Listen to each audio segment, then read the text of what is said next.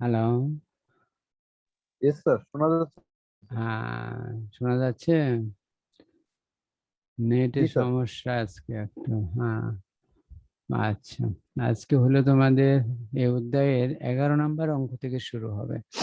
আচ্ছা, কালকে যারা অ্যাসাইনমেন্ট গুলো জমা দিছে এরা অনেকে আইডি নাম্বার লিখতে গিয়ে সংখ্যাগুলো ক্লিয়ার করে লিখতে পারো না। যেমন 7, এটা কি ইংলিশ 9-এর মতো অনেকে অনেকে লিখছে, বোঝা যায় না। আবার 5 এবং 6 অর্থাৎ 6 এবং 5, এই দুইটা সংখ্যার মধ্যে বিভিন্ন ধরনের সমস্যা হয়ে গেছে। এগুলি আমরা ট্রেস করা একটু কঠিন হবে। আগামীতে যখন লিখবা, আশা রাখি এখন থেকে এই সংখ্যাগুলো লিখা শিখবা আসলে। হ্যাঁ, 6, 5, 7, হ্যাঁ, এই সংখ্যাগুলো বিশেষ করে লেখা শিখবে। এগুলোতে তোমাদের অনেক গন্ডগোল আছে। যাদের এই জাতীয় আইডি নাম্বার আছে এদের অনেকেরই ভুল হয়ে আছে, মানে এগুলো বোঝা যাচ্ছে না কি লিখছো তুমি। ওকে। সজীব, রাজীব ও প্রদীপ একটি অংশীদারি ব্যবসায় 3 জন অংশীদার 2020 সালের 1 জানুয়ারি তারিখে তাদের মূলধন ছিল যথাক্রমে 80,000 টাকা, 90,000 টাকা এবং 1 লক্ষ টাকা। প্রদীপ বছরের মাঝামাঝি সময়ে ব্যবসায় 50,000 টাকা ঋণ প্রদান করে। অংশীদারগণ ব্যবসা হইতে প্রত্যেকে সারা বছর ধরে 6,000 টাকা করে নগদ উত্তোলন করে 6,000 টাকা করে নগদ উত্তোলন করেছে। ব্যবসা হইতে রাজীব তার সার্বক্ষণিক কাজের জন্য মাসে 2,000 টাকা করে বেতন পাবে। অংশীদারদের মূলধন ও নগদ উত্তোলনের উপর বার্ষিক 10% হারে সুদ ধার্য করতে হবে।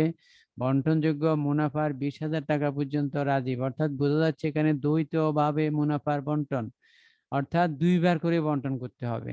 বন্টনযোগ্য মুনাফা যা হবে তার 20,000 টাকা পর্যন্ত, মানে মনে করো বন্টনযোগ্য মুনাফা 30,000 হলো, তাহলে এর মধ্যে 20,000 টাকা বন্টন করা হবে এই শতকরা হার অনুসারে, 40%, 35% আর 25%। অবশিষ্ট মনে করো সে আমি যে উদাহরণ বললাম আর 10,000 টাকা আছে, এই 10,000 টাকা বন্টন করা হবে 3 জনের মধ্যে সমান করে।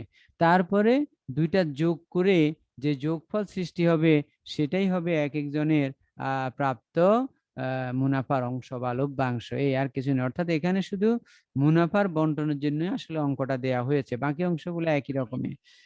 আর উপরিউক্ত সমন্বয়গুলো সাধনের পূর্বে লাভের পরিমাণ 1,31,600।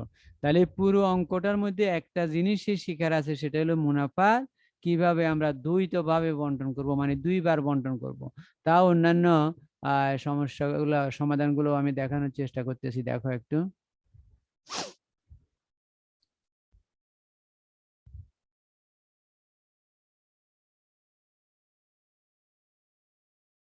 হ্যাঁ, মূলধনের সুদ আগের নিয়মে 10%। দেখো একটু, উত্তোলনের সুদ যেহেতু মাসের কোনো সময় বলে নাই, তাহলে এবং সবার জন্য প্রযোজ্য 6 মাসের ধরা হয়েছে 10% করে।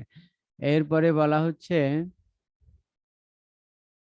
তোমার ঋণের সুদ, এটা 6% করে 6 মাসের ধরা হয়েছে। তারপরে হলো প্রদীপের ঋণ হিসাব, কোন অঙ্কটা দেখাচ্ছি ওটা, 11টা।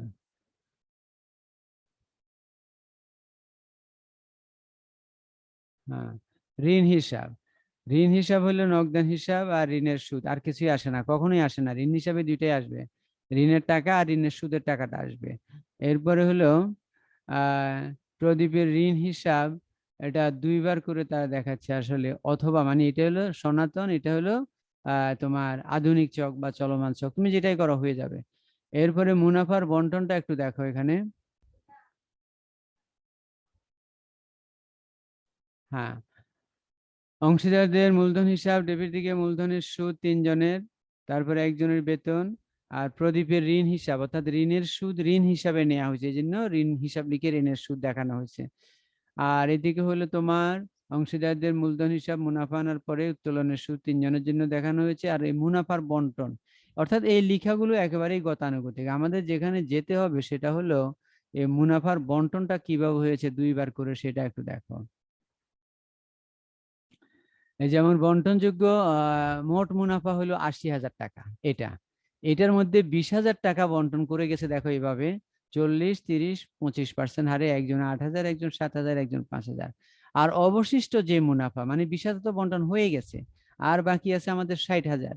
এই 60,000 বন্টন হয়েছে 3 জনের মধ্যে সমান করে, অর্থাৎ 3 ভাগের 1 ভাগ। তাহলে সজীবের যে মুনাফা হবে, যেটা লাভ লোকসান আবন্টনে দেখানো হচ্ছে, সেই পরিমাণটা হবে, দেখো এখানে 8,000 আর এখানে 20,000, এই যে যোগ করে দেখানো হয়েছে, মোট 28,000 টাকা। আর রাজীবের এখানে 7, এখানে 20, 27,000। আর প্রদীপের এখানে 5, এখানে পাইছে সে 20,000। তাহলে মোট হলো 25,000। তো এইটাই অঙ্কে দেখানো হবে। তাহলে অঙ্কটার মূল জিনিসটা হলো দ্বৈতভাবে মুনাফার বন্টনের যে কাজটা, এই যে কাজটা, এটাই তুমি করে দেখানোর জন্য আসলে অঙ্কটা দেওয়া হয়েছে। এই জন্য এই অঙ্কে আমরা থাকতেছি না বেশিক্ষণ।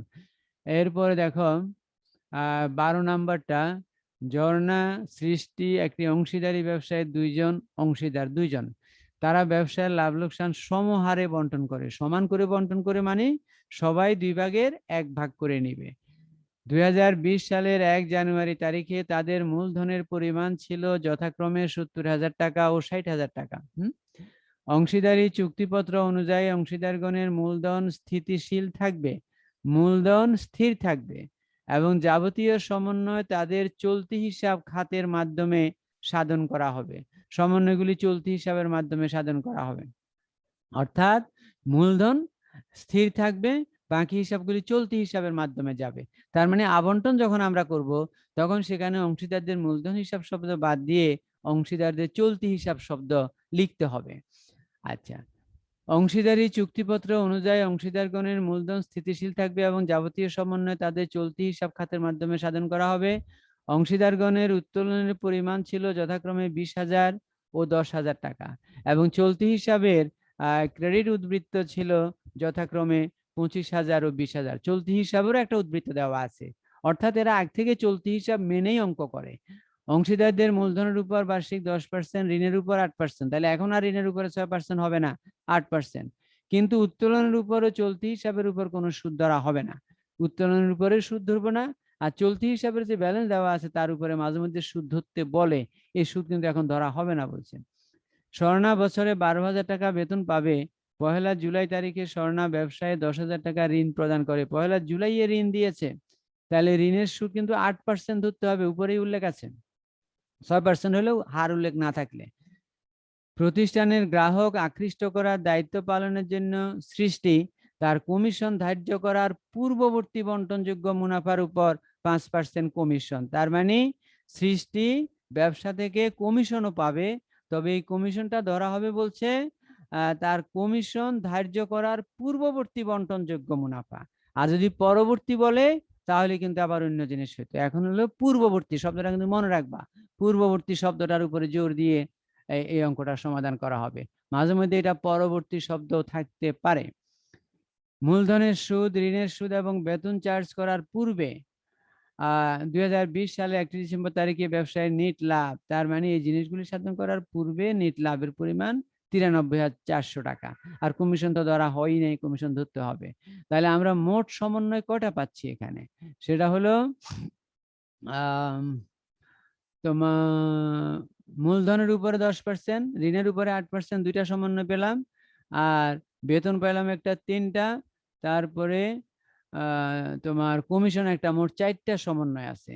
এখন বলা হচ্ছে অংশীদারের মূলধন হিসাব প্রস্তুত করো, ব্যবসায় লাভ ক্ষতি বন্টন হিসাব প্রস্তুত করো, অংশীদারের চলতি হিসাব। আসলে আমাদেরকে প্রথমে খ অংশটাই করা উচিত, তারপরে আমরা ক থেকে শুরু করি। ওরা যদি ক দিয়েছে, তবে এখানে স্থির মূলধন হওয়াতে ক এর আসলে আর কোনো পরিবর্তন হবে না। দেখো ক অংশটা শুধু মূলধন হিসাব, ব্যালেন্স দুইজনের বিডি, একজনের হলো 70,000, একজনের 60,000, আর অতিরিক্ত কোনো মূলধনও নাই। তাহলে এইগুলি ক্রেডিট দিক যেহেতু বড়, এগুলি যোগ করে ডেবিট দিকে এনে আবার ব্যালেন্স সিডি করা হয়েছে।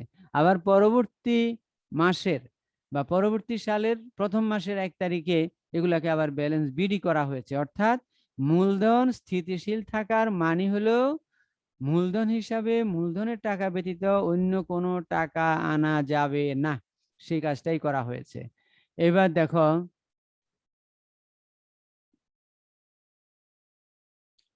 লাভ লোকসান আবন্টন হিসাব, এখানে লাভ লোকসান না বলে লাভ ক্ষতি বলেছে, একই কথা। 2020 সালের 31 ডিসেম্বর তারিখে সমাপ্ত বছরের জন্য ডেবিট ক্রেডিট তো থাকবেই। ক্রেডিট দিকে নিট মুনাফা 93,400, আর উত্তোলনের সুদ ধরতে বলে না, এই জন্য আর ক্রেডিট দিকে কিছু আসতেছেও না। পণ্য উত্তোলন থাকলেও আসতো, কিন্তু পণ্য উত্তোলন নাই। এরপরে ডেবিট দিকে আসতেছে অংশীদারদের চলতি হিসাব, মূলধনের সুদ। এখানে খেয়াল করো, আমরা যদি পরিবর্তনশীল পদ্ধতির অঙ্ক করি তাহলে এই মূলধনের সুদের সামনে আমাদের শিরোনাম থাকে অংশীদারদের মূলধন হিসাব, আর এখন শিরোনাম হলো চলতি হিসাব। এই হিসাবটা চলতি হিসাব, আর অন্য জিনিসগুলা ঠিক আছে। মূলধনের সুদ স্বর্ণা আর সৃষ্টি 13,000 মোট। তারপরে স্বর্ণার চলতি হিসাব, ঋণের সুদটা এখন আর ঋণ হিসাবে যাবে না, ঋণের সুদকে আমরা চলতি হিসাবে নিয়ে আসব। এই জন্য স্বর্ণার চলতি হিসাব লিখে ঋণের সুদ তোমার 8% করে 6 মাসের 400 টাকা। তারপরে স্বর্ণার চলতি হিসাব বেতন, অর্থাৎ স্বর্ণার যে বেতন আছে সেটাও তার চলতি হিসাবেই নিতে হবে, এই জন্য এখানে আসলো। সৃষ্টির চলতি হিসাব কমিশন, এই কমিশনটা আমাদেরকে বের করতে হবে। এটা আমরা আগে এই লাইনটা লিখে রাখবো, সবকিছু লিখে এই কমিশনের টাকাটা বের করতে হবে। এটা কিন্তু প্রশ্নে দেওয়া ছিল না, এটা প্রশ্নে শুধু উল্লেখ আছে যে তাকে 5% করে আমরা কমিশন দিব, এবং বলা হচ্ছে তার কমিশন ধরার পূর্ববর্তী, কমিশন ধরার পূর্ববর্তী। তাহলে এই কমিশনের জন্য লাইনটা লিখে শুধু আমরা রেখে দিব, কিন্তু আমরা কমিশনটা বসাবো না। তখন আমরা কি কাজ করব, এই ক্রেডিট দিক যোগ করলাম 93,400, এই যোগফলটা এখানে লিখলাম, মনে করো লিখে 13,000 এবং 400 12,000, এই তিনটা সংখ্যা বাদ দিব। বাদ দিয়ে যেটা আসবে সেটার উপরেই ধরতে হবে 5% পূর্ববর্তী বলার কারণে। আর যদি পরবর্তী বলে তাহলে ভাগ করতে হবে 100-র পরিবর্তে 105 দিয়ে। যেমন আমরা এখন এখানে ইন্টু 5% লিখেছি, তখন কিন্তু এখানে আর 5% লিখবো না, শুধু 5 লিখবো, আর ডিভাইডেড বাই লিখবো 105 যদি পরবর্তী বলে। তাহলে তোমাকে খেয়াল রাখতে হবে কমিশন কি পূর্ববর্তী বলেছে না পরবর্তী বলেছে। যদি পূর্ববর্তী বলে তাহলে ক্রেডিট দিকের আইটেমগুলো থেকে ডেবিট দিকে যে আইটেমগুলো বসানো সম্ভব হয়েছে সেই আইটেমগুলো বসিয়ে বাদ দিয়ে দিবা। বাদ দিলে যে ফিগারটা আসবে সেই ফিগারটা, এই ফিগারটা হলো এখানে আছে, দেখো এখানে 68,000 আসবে। এই যে দেখো 93,400 মাইনাস 13,000, মানে এই যে উপরের সংখ্যাটা, তারপরে মাইনাস 400 মাইনাস 12,000, ব্র্যাকেট দিয়ে ইন্টু 5%। আগে যোগ বিয়োগের কাজটা করে নিয়েছে 68,000, তাহলে 68,000 ইন্টু 5%, 3,400, এটাই এখানে বসানো হয়েছে 3,400। তাহলে কমিশন নির্ণয়টা হলো এই অঙ্কের একটা নতুন জিনিস, শুধু আর কিছু না। তবে এখানে পূর্ববর্তী শব্দ বলার কারণে আমাদেরকে সরাসরি 5% করতে হয়েছে। আজ যদি বলতো তার কমিশন ধরার পরবর্তী, শব্দটা যদি পরবর্তী বলে তাহলে হবে 68,000 ইন্টু 5, পার্সেন্টেজের চিহ্ন দিব না, ডিভাইডেড বাই হবে 105, ডিভাইডেড বাই 105। যদি 10% বলে পরবর্তী বলে তাহলে ডিভাইডেড বাই 110, পরবর্তী বলে যদি 15% বলে তাহলে ডিভাইডেড বাই 115। শুধু তোমাদেরকে খেয়াল রাখতে হবে শব্দটা কি পরবর্তী বলছে না পূর্ববর্তী বলছে, এই জিনিসটাই খেয়াল রাখার বিষয়, আর কিছুই না। এরপরে বন্টনযোগ্য মুনাফার বন্টন, এখানে দুইজনই সমান অংশীদার। তাহলে আমাদের যে 68,000 থেকে 3,400 বাদ দিলে যে মুনাফাটা হবে 64,600, এটা আমরা দুইজনকে সমান করে ভাগ করে দিয়ে দিলাম, শেষ। তাহলে এখানে চেঞ্জ আসলো কি কি, চলতি হিসাব করতে হবে বিদায় অংশীদারদের মূলধন হিসাবের পরিবর্তে আমাদেরকে লিখতে হয়েছে চলতি হিসাব, এবং যে সকল জায়গায় মূলধন হিসাব লিখতাম এখানে সব চলতি হিসাব। তার মানে এই আইটেমগুলো এখন চলতি হিসাবে চলে যাবে অংশীদারদের। তাহলে দেখো অংশীদার চলতি হিসাব কিভাবে করা হয়েছে। অংশীদারদের চলতি হিসাব ডেবিট ক্রেডিট, এটা ওই যে মূলধনের ছকের একই রকমই, শুধু চলতি হিসাব নাম। তো এই চলতি হিসাবে মূলধনের কোনো টাকা আসে নাই, দেখো এখানে যেটা ব্যালেন্স বিডি নামে আসছে এটা চলতি হিসাবেরই ব্যালেন্স দেওয়া ছিল, সেটাই আনা হয়েছে। আর ডেবিট দিকে উত্তোলনটা আসবে, উত্তোলন ব্র্যাকেটে নগদ লিখবা, এটা হলো মূলধন হিসাব যেভাবে করি উত্তোলন সেভাবে একই রকমই উত্তোলনটা চলে আসবে, শুধু মূলধনের টাকাটা আসবে না চলতি হিসাবে।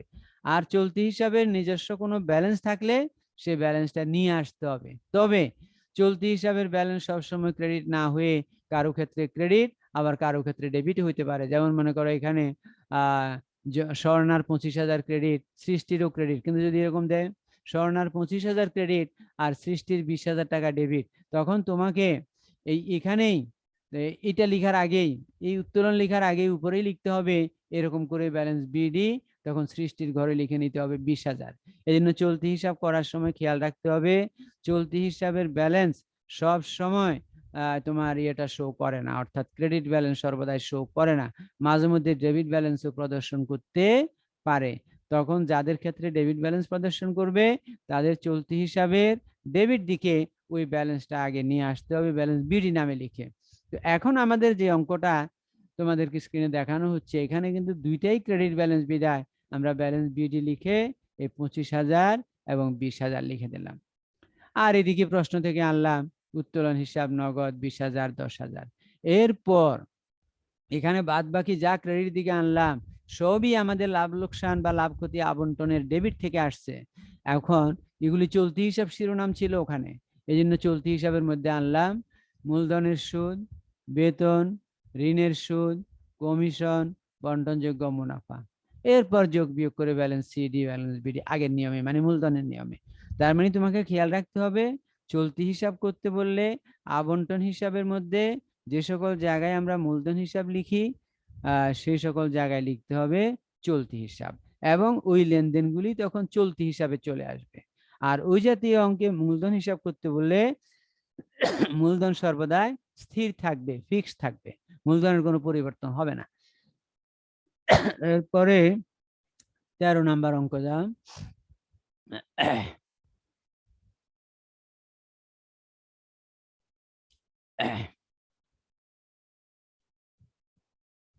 এই অঙ্কটা জাওয়াদ, নাসিফ, নাফিস ও নবীন, এটা হলো স্থির মূলধন পদ্ধতি, 3 জন অংশীদার, ওইটার মতোই ওখানে ছিল 2 জন।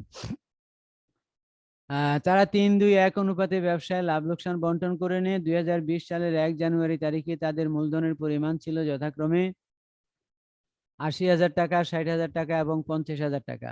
তাদের চলতি হিসাবের উদ্বৃত্ত ছিল, এখানে চলতি হিসাবের উদ্বৃত্ত দিয়েছে। এবার দেখো জাওয়াদ 5,000 টাকা ক্রেডিট বলছে, তাহলে চলতি হিসাবের মধ্যে জাওয়াদের আসবে ক্রেডিট দিকে, আর নাফিস 2500 টাকা ডেবিট, তাহলে নাফিসের ব্যালেন্সটা কিন্তু ক্রেডিট দিকে আনা যাবে না, ডেবিট দিকে আনতে হবে, এটাই এখানে আলাদা। আর নবীনের 3,700 এটাও ক্রেডিট। তার মানে আমরা যখন চলতি হিসাব তৈরি করব তখন ব্যালেন্স বিডি লিখে জাওয়াদের 5,000 টাকা নিব ক্রেডিট করে, আর নবীনের 3,700 টাকাও নিব ক্রেডিট দিকে, আর নাফিসের 2,500 এটা আনবো ডেবিট দিকে, কিন্তু শিরোনাম ঠিক আছে ব্যালেন্স বিডি হবে। এরপরে বলা হচ্ছে সম্ভাব্য লাভের আশায় জাওয়াদ ও নাফিস ব্যবসা থেকে প্রতি মাসের প্রথমে 800 টাকা ও 500 টাকা করে এবং নবীন প্রতি মাসের শেষে 700 টাকা করে নগদ উত্তোলন করে। তাহলে দুইজনে তুলেছে মাসের প্রথমে, কিন্তু টাকার পরিমাণ আবার ভিন্ন এক একজনের, আর আরেকজন তুলেছে প্রতি মাসের শেষে, তারও টাকার পরিমাণ ভিন্ন। তার মানে এখন যদি উত্তোলনের সুদ ধরতে বলে তাহলে প্রথম দুইজনের জন্য ধরবো আমরা 6.5 দিয়ে গুণ করে, আর শেষেরটা ধরবো 5.5 দিয়ে, কারণ মাসের শেষ 5.5, আর মাসের প্রথমে বা শুরুতে বললে তাহলে হবে 6.5।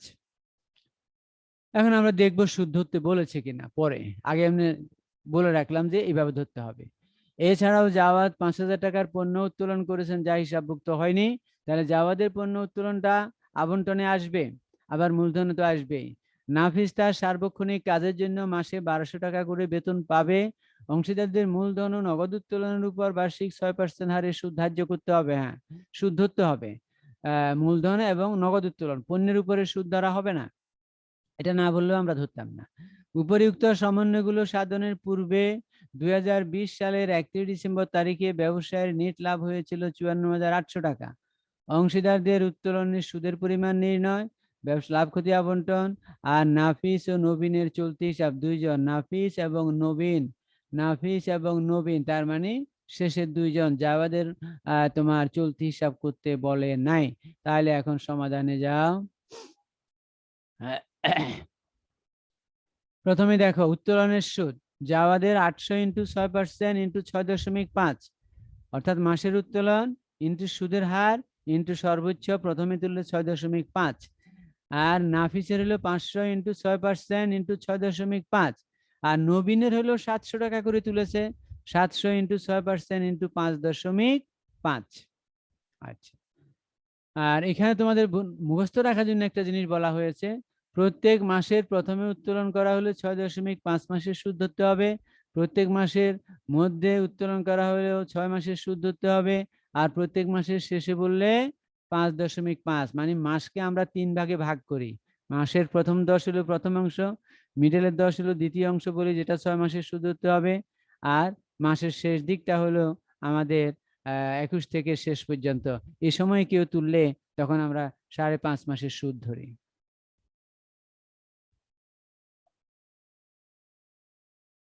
এবার দেখো লাভ ক্ষতি আবন্টন হিসাব, ডেবিট ক্রেডিট, নিট মুনাফা 54,800, আর উত্তোলনের সুদ আছে অঙ্কে, দেখো ক্রেডিট দিকে আসবে। এই উত্তোলনের সুদ লেখার সময় আমরা আগে লিখতাম অংশীদারদের মূলধন হিসাব, যেহেতু এটা স্থির পদ্ধতির অঙ্ক তাহলে এখানে হবে চলতি হিসাব, এই জন্য লেখা হচ্ছে অংশীদারদের চলতি হিসাব, উত্তোলনের সুদ জাওয়াদ, নাফিস আর নবীন, এটা আমরা বের করেছিলাম ক অংশের জন্য। আর জাওয়াদের চলতি হিসাব পণ্য উত্তোলন, হ্যাঁ, একজনে পণ্য তুলেছে বিদায় তার নাম লিখে চলতি হিসাব লিখে হয়েছে পণ্য উত্তোলন 5,000 টাকা। আর ডেবিট দিকে আসতেছে মূলধনের সুদ, যেটা কারবারের জন্য ক্ষতি, একই নিয়ম, অর্থাৎ আগে শুধু আমরা এখানে মূলধন হিসাব শব্দটা লিখতাম, এখন হচ্ছে চলতি হিসাব, অংশীদারদের চলতি হিসাব মূলধনের সুদ জাওয়াদ, নাফিস, নবীন, সুদ 4,800, 3,600, 3,000 পার্সেন্টেজ হারে 6% করে। আর নাফিসের চলতি হিসাব বেতন 12 মাসের 1200 করে 14,400, আর কিছু নাই, অংশীদারদের চলতি হিসাব বন্টনযোগ্য মুনাফা 3 জনের মধ্যে ভাগ করে দেওয়া হয়েছে, কোনো প্রত্যাভূতিও নাই বা গ্যারেন্টি নাই, নিশ্চয়তা নাই, তার মানে স্বাভাবিকভাবে বন্টন। এরপরে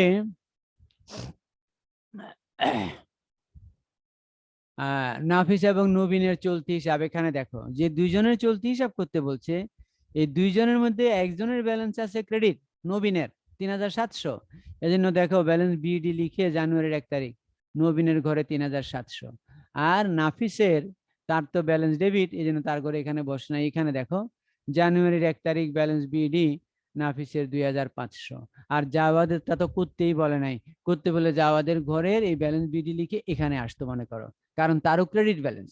তাহলে চলতি হিসাবের ক্রেডিট ব্যালেন্স গুলি আসবে চলতি হিসাবের ক্রেডিট দিকে শুরুতেই, আর চলতি হিসাবে যদি ডেবিট ব্যালেন্স দেওয়া থাকে তাহলে ডেবিট ব্যালেন্স আনতে হবে ডেবিট দিকে শুরুতেই, তারপরে এবার অন্যান্য জিনিস।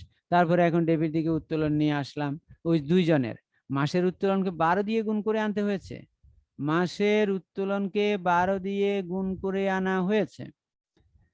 এরপরে হলো লাভ ক্ষতি আবন্টন হিসাব, যেগুলি লাভ লোকসান আবন্টনে ডেবিটে ছিল সেখান থেকে ক্রেডিটে আসতেছে কি কি, মূলধনের সুদ, বেতন, বন্টনযোগ্য মুনাফার যে অংশটা তারা পেয়েছে। আর এদিকে লাভ ক্ষতি আবন্টন হিসাব লিখে উত্তোলনের সুদ দুইজনের, তারপরে যোগ বিয়োগ করে ব্যালেন্স সিডি এবং ব্যালেন্স বিডি করা হয়েছে। এখানে একটু বলি ক্লোজিং এ, যদি এমন অবস্থা হয় চলতি হিসাবের কারো ডেবিট দিক বড়, তাহলে কিন্তু তার ব্যালেন্সটা আবার এখানেই লিখতে হবে ব্যালেন্স সিডি, মনে করো এই লোকের নাফিসের ডেবিট দিক বড়, তাহলে আমরা এই ডেবিট দিক যোগ করে এখানে আনবো, তখন এখানে লিখবো ব্যালেন্স সিডি, আর তার ব্যালেন্স বিডিটা লিখবো আবার এখানে। আবার আরেকজনের মনে করো এই দিক বড়, তখন এখানে লিখবো এই যে ব্যালেন্স সিডি, আর এখানে লিখবো তার জন্য ব্যালেন্স বিডি। অর্থাৎ চলতি হিসাব ডেবিট ব্যালেন্সও প্রদর্শন করতে পারে, ক্রেডিট ব্যালেন্সও প্রদর্শন করতে পারে। এজন্য যদি অঙ্কে চলতি হিসাব আসে প্রশ্নে পরীক্ষায় মনে করো, তাহলে তোমাকে খেয়াল করতে হবে যে চলতি হিসাবের কোন দিক বড় হচ্ছে যোগে। যদি ডেবিট দিক বড় হয় তাহলে ডেবিট দিক যোগ করে ক্রেডিট দিকে প্রথমে ব্যালেন্স সিডি করবা, তারপরে আবার ডেবিট দিকে ক্লোজিং লাইনের নিচে ব্যালেন্স বিডি করবা। আর ক্রেডিট বড় হলে তো আমরা স্বাভাবিকভাবেই করতেছি, ক্রেডিট বড় দেখে আমরা যে কাজগুলো করি সেই কাজগুলাই করবা। এরপরে 14 নাম্বার, এটাতে দেখো একটু 14 নাম্বারে স্থির মূলধন পদ্ধতি, এটাও স্থির মূলধনের অঙ্ক, মানে চলতি হিসাবের অঙ্ক। তো এখানে দেখো রনি, জনি ও মনি একটি অংশীদারি ব্যবসায় 3 জন অংশীদার। 2020 সালের 1 জানুয়ারি তারিখে তাদের মূলধনের পরিমাণ ছিল যথাক্রমে 80,000, 50,000 এবং 30,000 টাকা, এবং তাদের চলতি হিসাবের উদ্বৃত্ত ছিল রনি 10,000 টাকা ক্রেডিট। চলতি হিসাব মূলধন তো দেওয়াই আছে উপরে, ওগুলো অলওয়েজ ক্রেডিট ব্যালেন্সই থাকে মূলধনের। আর চলতি হিসাবে রনির ক্ষেত্রে দেখো ক্রেডিট ব্যালেন্স, জনির ক্ষেত্রে ডেবিট ব্যালেন্স, মনির ক্ষেত্রে ক্রেডিট ব্যালেন্স। আমরা আগের অঙ্কটাও একই রকমের ছিল, শুধু প্রশ্নের উপস্থাপনাটা এখন একটু ভিন্ন। আগে এরা এক লাইনের মধ্যে এরকম লিখে দিয়েছিল, এখন হলো নিচে নিচে উপস্থাপন করেছে। তাই মানে এখানেও দুইটা ক্রেডিট একটা ডেবিট চলতি হিসাবের। অংশীদারদের মূলধন ও চলতি হিসাবের উদ্বৃত্তের উপর বার্ষিক 6% হারে সুদ ধার্য করতে হবে। হ্যাঁ, এখানে আছে মূলধনের উপরে তো আমরা সুদ ধরি সবসময়, সেটাও ধরবো, চলতি হিসাবের উপরেও ধরবো। পার্সেন্টেজ 6। এখন বলি যাদের চলতি হিসাবের ক্রেডিট ব্যালেন্স, যেমন এটা রনি, তার 6% করে ধরলে হবে 600 টাকা। এই 600 টাকা আবন্টনের আসবে ডেবিট দিকে, কারণ এটা প্রতিষ্ঠানের জন্য ক্ষতি। আর যার চলতি হিসাবে ডেবিট ব্যালেন্স, যেমন জনি, তার 6% আসবে 240 টাকা। এই 40 টাকা কারবারের জন্য লাভ, এটা আসবে ক্রেডিট দিকে আবন্টনের। তার মানে চলতি হিসাবের যদি ক্রেডিট উদ্বৃত্তের উপরে সুদ ধরতে বলে, বা যদি চলতি হিসাবের সুদ ধরতে বলে কিন্তু উদ্বৃত্ত আছে ক্রেডিট, তখন সে সুদটা যাবে আবন্টনের ডেবিট। আর যাদের চলতি হিসাবে ডেবিট উদ্বৃত্ত থাকে এবং সুদ ধরতে বলছে, তখন তার সুদটা যাবে আবন্টনের ক্রেডিট। কারণ চলতি হিসাবে ডেবিট উদ্বৃত্ত মানে হলো তারা ব্যবসা থেকে বেশি টাকা তুলে নিয়ে গেছে, এই বেশি উত্তোলনের উপর এখন ব্যবসা প্রতিষ্ঠানকে সুদ দিতে হবে। আর চলতি হিসাবের ক্রেডিট ব্যালেন্স থাকার মানে হলো সে যা যা পেয়েছিল সব টাকা ব্যবসা থেকে তুলে নেয় নাই, টাকাগুলো ব্যবসায় খাটানো হচ্ছে, ব্যবসার মধ্যে আছে।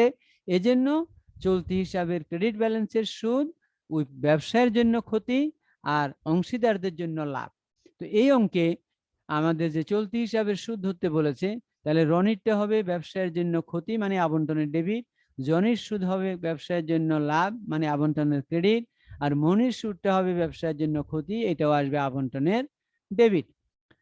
অংশীদারদের মূলধন ও চলতি হিসাবের উদ্বৃত্তের উপর সবে, হ্যাঁ, 1 জুলাই তারিখে মনি 10,000 টাকা ঋণ প্রদান করে, ঋণ দিয়েছে, সুদের হার উল্লেখ না থাকলেও 6% ধরতে হবে এবং 6 মাসের। রনি তার সার্বক্ষণিক কাজের জন্য 5,000 টাকা বেতন পাবে, একজনের বেতনও পাবে। উপরিউক্ত সমন্বয়গুলি সাধনের পূর্বে, তার মানে সবগুলি সমন্বয় হিসাবে আনতে হবে। তাহলে সমন্বয়গুলো যদি আমরা রিপিট করি একটু, এখানে সমন্বয় কি কি আছে? এখানে আছে মূলধনের সুদ, এখানে আছে চলতি হিসাবের সুদ, এখানে আছে তোমার ঋণ দিয়েছে ঋণের সুদ, তাহলে হলো 3টা, বেতন একটা আছে 4টা। এই 4টি সমন্বয় আমাদের আনতে হবে অঙ্কে। অংশীদারদের চলতি হিসাবের উদ্বৃত্তের উপর সুদের পরিমাণ নির্ণয়, লাভ ক্ষতি আবন্টন, জনি ও মনির চলতি হিসাব, আবার জনি এবং মনি আবারও শেষ দুইজন। এখন দেখো অঙ্কটা একটু,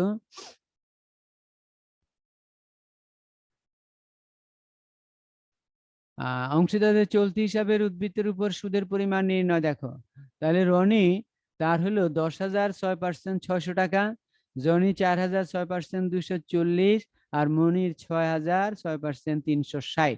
এর মধ্যে রনি এবং জনিরটা যাবে আবন্টনের ডেবিট, আর মনিটা, রনি এবং মনি আর জনিরটা যাবে আবন্টনের ক্রেডিট। এরপরে খ অংশ দেখো, খ অংশ লাভ ক্ষতি আবন্টন হিসাব। 2020 সালের 31 ডিসেম্বর তারিখে সমাপ্ত বছরের জন্য ক্রেডিট দিকে নিট মুনাফা 27,620, আর অংশীদারদের চলতি হিসাবের সুদ জনি। তার মানে তুমি ডাইরেক্টও লিখতে পারতা জনি চলতি হিসাবের সুদ, কারণ জনির সুদটা আসবে ক্রেডিট দিকে, কারণ এটা প্রতিষ্ঠানের লাভ, কারণ জনির ডেবিট উদ্বৃত্ত ছিল চলতি হিসাবে। আর অংশীদারদের চলতি হিসাব মূলধনের সুদ ডেবিট দিকে আসে সবসময়, শুধু মূলধন হিসাবের পরিবর্তে চলতি হিসাব লিখতে হয়েছে। রনি 4,800, জনি 3,000, মনি 1,800। তারপরে অংশীদারদের চলতি হিসাবের সুদ, ওই যে দুইজনের চলতি হিসাবের ক্রেডিট উদ্বৃত্ত ছিল, তাদের ক্রেডিট উদ্বৃত্তের উপরে সুদ প্রতিষ্ঠানের জন্য খরচ, এজন্য ডেবিট দিকে। রনি হলো 600, মনি 300, মোট 960। তারপরে রনির চলতি হিসাব বেতন 5,000 টাকা, রনির চলতি হিসাব বেতন 5,000 টাকা। এরপরে মনির চলতি হিসাব ঋণের সুদ 300 টাকা, 6% 6 মাস। তারপরে মুনাফার বন্টন করে দেয়া হয়েছে এবং এরা সমান অংশীদার বিদায় সবাই সমান করেই পেয়েছে তারা। আচ্ছা, এখানে যে নিচে লেখা আছে চুক্তিপত্রে মুনাফা বন্টনের হার উল্লেখ না থাকায় আইন অনুযায়ী সমহারে মুনাফা বন্টন করা হয়েছে। অর্থাৎ যে কোনো অঙ্কে, সেটা চলতি হিসাবের অঙ্ক হোক আর মূলধন হিসাবের অঙ্ক হোক, অর্থাৎ স্থির পদ্ধতি হোক আর পরিবর্তনশীল পদ্ধতি হোক। যদি মুনাফা বন্টন সম্পর্কে কোনো কিছু উল্লেখ না থাকে তাহলে তোমাকে আমাকে খেয়াল করতে হবে যতজন অংশীদার থাকবে সবাইকে বন্টনযোগ্য মুনাফাটা সমান করে ভাগ করে দিতে হবে। সেই কাজটাই করা হয়েছে। তাহলে এটাও কিন্তু তোমাদের একটা গুরুত্বপূর্ণ বিষয় মনে রাখতে হবে যে যদি কোনো অঙ্কে অংশীদারদের মধ্যে মুনাফা বন্টন সম্পর্কে কিছুই উল্লেখ না থাকে তাহলে মুনাফা বন্টন করা হবে সবার মধ্যে সমানভাবে। মুনাফা বন্টন করা হবে সবার মধ্যে সমানভাবে। এই জিনিসটা একটু খেয়াল করতে হবে। এরপরে চলতি হিসাবটা দেখো, দুইজনের জন্য। আবার ওই যে আমাদের এর আগের অঙ্কটার মতোই দুইজন বলেছে, তিনজন বললে আসলে বেশি সুবিধা হতো, শিখা হয়তো একটু বেশি। ব্যালেন্স বিডি, মনির 6000 ক্রেডিট কিন্তু জনির 4000 ডেবিট। তারপরে আর যা যা আনা হয়েছে সবই আবন্টনের ডেবিটের গুলা ক্রেডিটে। তবে কোনগুলি? যে আইটেমগুলোর সামনে মূলধন হিসাব শব্দ ছিল সেগুলি আসছে। তাহলে দেখো মূলধনের সুদ, তারপরে চলতি হিসাবের সুদ একজনেরটা, ঋণের সুদ এটাও একজন, বন্টনযোগ্য মুনাফা। আর এইদিকে আসলো ব্যালেন্সের পরে এখানে কিন্তু উত্তোলন নাই, প্রশ্নে উত্তোলন নাই। উত্তোলন থাকলে এই ব্যালেন্স বিডির পরে উত্তোলন আসতো। তারপরে লাভ ক্ষতি, আবন্টন হিসাব, চলতি হিসাবের সুদ একজনেরটাই আসলো, তারপরে আবার যোগ বিয়োগ করে ব্যালেন্স করে দেয়া হয়েছে। এরপরে একটা হোমওয়ার্ক আছে দেখো, ক খ গ একটি অংশীদারি ব্যবসায়ের 3 জন অংশীদার, তারা ব্যবসায়ের লাভ লোকসান 5-4-3 অনুপাতে বন্টন করে নেয়। 5-4-3 হলো মুনাফা বন্টনের অনুপাত। 2020 সালের 1 জানুয়ারি তারিখে তাদের মূলধনের পরিমাণ ছিল যথাক্রমে 2 লক্ষ টাকা, 1,80,000 টাকা এবং 1,60,000 টাকা। অংশীদারি চুক্তিপত্রে এই মর্মে ধারা সন্নিবেশিত আছে যে অংশীদারগণের মূলধন স্থিতিশীল থাকবে। আবারও স্থির পদ্ধতির অঙ্ক একই যেগুলো আমরা আজকে করাচ্ছি, এবং যাবতীয় সমন্বয় তাদের চলতি হিসাব খাতের মাধ্যমে সাধন করা হবে। অংশীদারি চুক্তি অনুযায়ী অংশীদারদের মূলধনের সুদ এখানে শব্দটা বলেছে, মূলধনের উপর বার্ষিক সুদ 10% হারে ধার্য করতে হবে। তাহলে মূলধনের সুদ ধরতে হবে 10%, সোজা হিসাব হলো এটাই। ক তার সার্বক্ষণিক কাজের জন্য মাসে 3000 টাকা করে বেতন পাবে। গ বছরের মাঝামাঝি সময়ে ব্যবসায়ী 20,000 টাকা অতিরিক্ত মূলধন প্রদান করে। তাহলে গ মূলধন দিয়েছে অতিরিক্ত, তাহলে গ এর মূলধনের সুদ ধরার সময় তার যে প্রারম্ভিক মূলধন আছে তার উপরে ধরতে হবে 1 বছরে, আর যেটা অতিরিক্ত মূলধন দিয়েছে তার উপরে ধরতে হবে 6 মাসে। অংশীদারদের চলতি হিসাবের উদ্বৃত্ত ছিল ক 30,000 টাকা ক্রেডিট, খ 25,000 টাকা ডেবিট, গ 20,000 টাকা ক্রেডিট। প্রতিষ্ঠানের গ্রাহক আকৃষ্ট করার দায়িত্ব পালনের জন্য খ তার কমিশন ধার্য করার পূর্ববর্তী, এটাও পূর্ববর্তী বলছে, বন্টনযোগ্য মুনাফার উপর 5% কমিশন পাবে উপরিউক্ত সমন্বয়গুলি সাধনের পূর্বে। তাহলে এটাও আমাদের যে অঙ্কটা করানো হয়েছে বা দুইটা তিনটা অঙ্ক সেগুলির মধ্যেই খুঁজলে তোমরা সমাধানগুলা পাবে। তবে এখানে দেখা যাচ্ছে চলতি হিসাবের উপরে কোনো সুদ ধরতে তারা বলে নাই, তাহলে এটা আর একটু সহজ হয়ে গেল। কিন্তু চলতি হিসাবের সুদের বিষয়টা আমি আরেকবার একটু রিপিট করি। চলতি হিসাবের সুদ ধরতে বললে যাদের বা যে সকল অংশীদারের চলতি হিসাবের ক্রেডিট উদ্বৃত্ত থাকবে তাদের সুদ আসবে আবন্টনের ডেবিট, আর যে সকল অংশীদারের চলতি হিসাবে ডেবিট উদ্বৃত্ত থাকবে তাদের সুদ আসবে আবন্টনের ক্রেডিট। এই জিনিসটা একটু মনে রাখলেই চলবে। আর এমনি চলতি হিসাবের যে ব্যালেন্স সেটা হলো ডেবিট ব্যালেন্স চলতি হিসাবে ডেবিট দিকে আসবে, ক্রেডিট ব্যালেন্স চলতি হিসাবে ক্রেডিট দিকেই আসবে, এবং সব সময় এগুলি ব্যালেন্স বিডি নামে আসবে। তারপরে হলো চলতি হিসাব যখন তোমরা ব্যালেন্স করবা শেষ সময় সেখানে একটু খেয়াল করতে হবে যে চলতি হিসাবের কোনো কোনো সময় ডেবিট দিকও বড় হইতে পারে। যখন ডেবিট দিক বড় হয়ে গেলে ডেবিট দিক যোগ করে ক্রেডিট দিকে যোগফলটা স্থানান্তর করে তখন ব্যালেন্স লিখবা ক্রেডিট দিকে ব্যালেন্স সিডি, অর্থাৎ তার হলো ডেবিট উদ্বৃত্ত হয়ে গেল। আর চলতি হিসাবে যাদের ক্রেডিট দিক বড় হবে ক্রেডিট দিক যোগ করে ডেবিট দিকে ব্যালেন্স সিডি লিখবা, এটাকে বলা হয় আমরা ক্রেডিট উদ্বৃত্ত। অর্থাৎ কোন হিসাবের ক্রেডিট দিক বড় হওয়া মানে ক্রেডিট উদ্বৃত্ত, আর ডেবিট দিক বড় হওয়া মানে হলো আসলে ডেবিট উদ্বৃত্তের যে কোনো হিসাবের, মানে খতিয়ানেরই নিয়ম এটা, যে কোনো হিসাবের যে দিক বড় হবে আমরা ব্যালেন্সটাকে সেই দিক অনুসারে বর্ণনা করি বা সেই দিকের ব্যালেন্স হিসাবে বর্ণনা করি। এইটাই হলো আমাদের মোটামুটি আলোচনার বিষয়। তো এরপরে হলো সবাইকে অনুরোধ একটা শুরুতেও করলাম, এখন আবার বলে দিচ্ছি, তোমরা যখন তোমাদের আইডি নাম্বার লিখবা একটু সুন্দর করে লিখবা। আর হয়তো নেক্সট অ্যাসাইনমেন্ট থেকে আমরাও চিন্তা করব তোমাদের রোলগুলা আইডি গুলাকে সাজিয়ে আমরা লিখে দিতে, তাহলে তোমাদের হয়তো আর এই সমস্যাটা হবে না। এখন দুই একজনের খাতার মধ্যে সংখ্যাগুলো আসলে ক্লিয়ার করতে এখনো আমি পারি নাই, আমি কালকে থেকে এগুলো মোটামুটি লাইন আপ করার চিন্তা করতেছি, কিন্তু সংখ্যাই বোঝা যাচ্ছে না। এখন তোমরা যে নাম লিখেছো হয়তো নাম ধরে কলেজে গিয়ে এটার সাথে মিলাই আনতে হবে যে এই আইডি নাম্বারটা আসলে কার।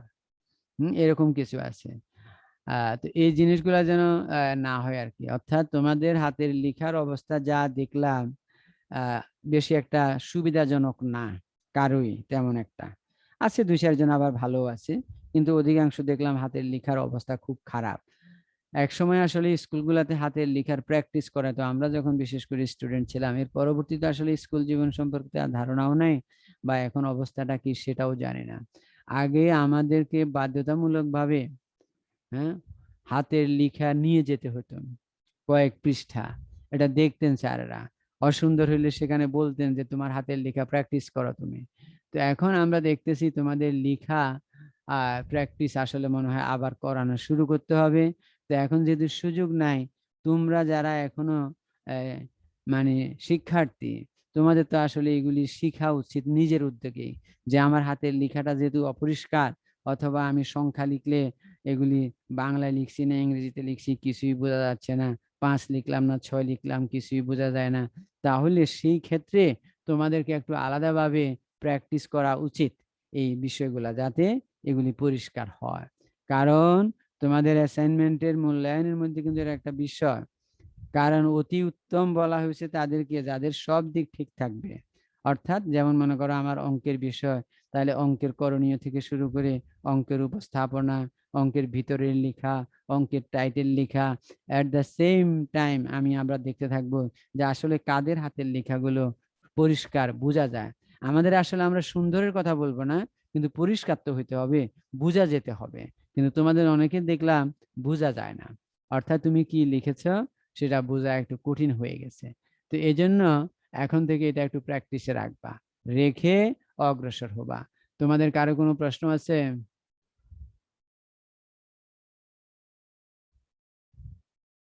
তন্ময় নাই আজকে?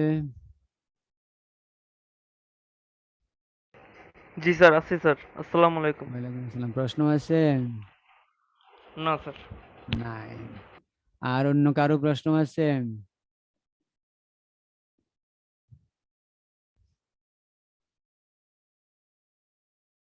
নাই, কারোই নাই।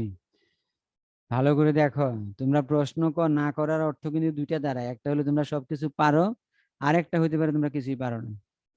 কারণ প্রশ্ন তাদের থাকে না যারা সবকিছু পারে, যে আমি তো সবকিছু পারি আর আমার কোশ্চেন কি। আর আরেক ধরনের আরেক গ্রুপের কোশ্চেন থাকে না যারা কিছুই পারে না। এখন তুমি কোন গ্রুপে অবস্থান করতেছো সেটা তো আমি বুঝতেছি না। যদি প্রথম গ্রুপ হও যে আমি সবই পারি, তাহলে তো আলহামদুলিল্লাহ, কিন্তু দ্বিতীয় গ্রুপ হলে তো আস্তাগফিরুল্লাহ পড়া ছাড়া আর কোনো উপায় নাই। তাহলে এখন দেখো তুমি কোন গ্রুপের মধ্যে অবস্থান করতেছো। আর স্বাস্থ্যবিধি যেটা আমি মাঝে মধ্যে বলি, এটা খুব কঠিন ভাবে মেনে চলতে হবে আসলে। আমরা যত কথাই বলি, হ্যাঁ, আমরা ওর দোষ দেওয়ার চেষ্টা করি, এটা না করে আমরা সবাই নিজ নিজ অবস্থান থেকে নিজের দায়িত্বটা পালন করি আগে, মানে আমি আমাকে নিয়ে ব্যস্ত থাকি আগে, তারপরে না আমি অন্য কিছু নিয়ে ব্যস্ত থাকবো। কিন্তু আমাদের একটা স্বভাব হলো আমি আমার মধ্যে নাই, আমি আরো দুনিয়াদারি যা আছে সবগুলোকে ঠিক করার চেষ্টা করতেছি, কিন্তু আমি ঠিক হইনি এখনো, তাহলে তো আসলে হবে না। এই জন্য আমাদের প্রত্যেক নাগরিকের উচিত আমাদের অবস্থান থেকে আমি ঠিক থাকা। যেমন মনে করো সরকারিভাবে নির্দেশনা আসছে ঘরে অবস্থান করো, বাইরে যাওয়া যাবে না, বাইরে গেলে প্রয়োজনীয় ব্যবস্থা নিয়ে বের হতে হবে। তো এই জিনিসটা যদি আমরা প্রত্যেকে মানি, তো তাহলে তো আসলে আমাদের রাষ্ট্রের কল্যাণ হবে, সরকারের কল্যাণ হবে, যারা সরকার পরিচালনা করে তাদের কল্যাণ হবে, এবং বিশ্ববাসীর কাছে আমরা একটা উন্নত জাতি হিসাবে মাথা উঁচু করে দাঁড়াতে পারবো। কারণ এখন মনে করো এই রোগ যদি আরো দীর্ঘদিন আমাদের এখানে অবস্থান করে, আমাদের যে সকল ভাই বোনেরা বিদেশে চাকরিরত আছে ওদেরকে তো তখন আর নিবে না। তো না নিলে তো আমাদের অবস্থা এমনি খারাপ হয়ে যাবে। তাহলে এগুলা কিন্তু আমাদেরকে বুঝতে হবে, অর্থাৎ এই দুর্নাম থেকে আমাদেরকে উঠে আসতে হবে। তো যাক, তোমাদেরকে অনেক কথাবার্তা বললাম। আল্লাহ হাফেজ। কারো কোশ্চেন নাই, বন্ধ করে দিলাম। আসসালামু আলাইকুম।